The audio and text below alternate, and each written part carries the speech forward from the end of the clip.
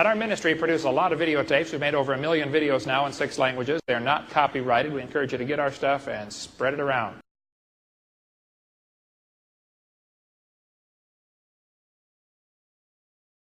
Many folks don't realize, though, we're getting x-rayed by the sun right now.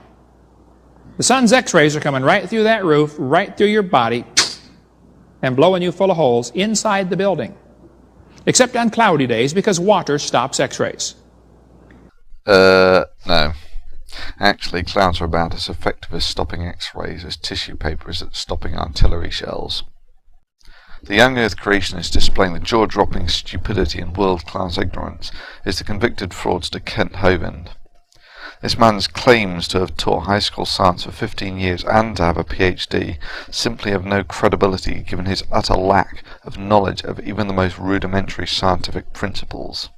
Except on cloudy days, because water stops x-rays. X-ray absorption takes place in the electrons of the atoms.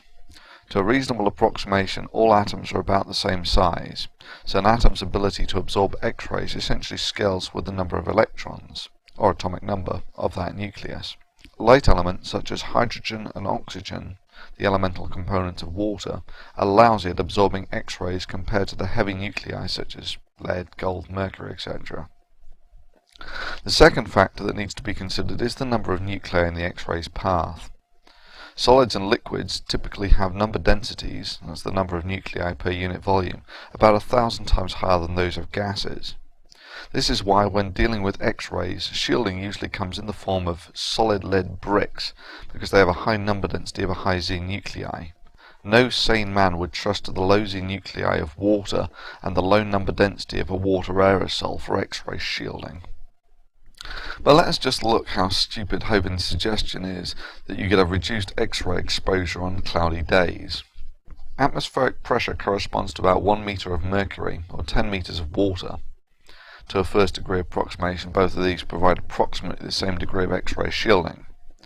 Now a thundercloud can hold up to about 4 inches, that's about 10 centimeters of water. This means that when standing under the biggest rain cloud, you have about a 10.1 meter equivalent of water shielding, compared to about 10 meters on a sunny day. Your cosmic radiation dose is reduced by about 1%. Hovind's ignorance can be further highlighted by putting this in the context of the background radiation we are exposed to every day of our lives. Cosmic radiation, most of which comes from the sun, supplies about 10% of the background radiation. This means that your exposure to the background radiation is reduced by about 1 part in 1,000 when you are under a large rain cloud. And your skin feels the full force of those x-rays. You're getting blasted with millions of holes all day long, every day of your life. Your body has to fix the damage. No big deal. You do it all the time. You don't even think about it. But after 50 or 60 or 70 years, everybody around you starts to notice you are losing the battle for damage control. Your skin begins to wrinkle up.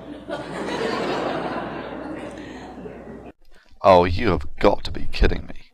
Creationists think that aging is caused by X-ray damage. Even if we hadn't known the cause of aging for over 30 years, it must be clear to even the most menial of intelligence that this statement is bullshit. For instance, the giant tortoise is exposed to the same background radiation we are, yet they can live for more than 200 years. And aren't the trees under the same X-rays as well? Yet the bristlecone pine can live up to about 5,000 years. And under the waves, some of the shellfish can live up to about 400 years, while the pygmy goby has an average lifespan of a mere 2 months. The source of aging has been known for at least 3 decades and is related to the telomere, a DNA sequence at the end of the chromosomes that shortens each time the cell reproduces. This is, for want of a better word, the clock of aging. Aging has essentially nothing to do with X-ray exposure.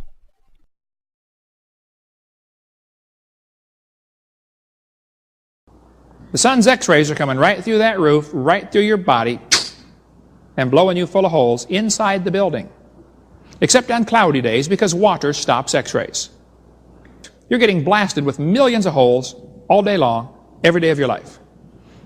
Your body has to fix the damage. No big deal. You do it all the time. You don't even think about it. But after 50 or 60 or 70 years, everybody around you starts to notice you are losing the battle for damage control.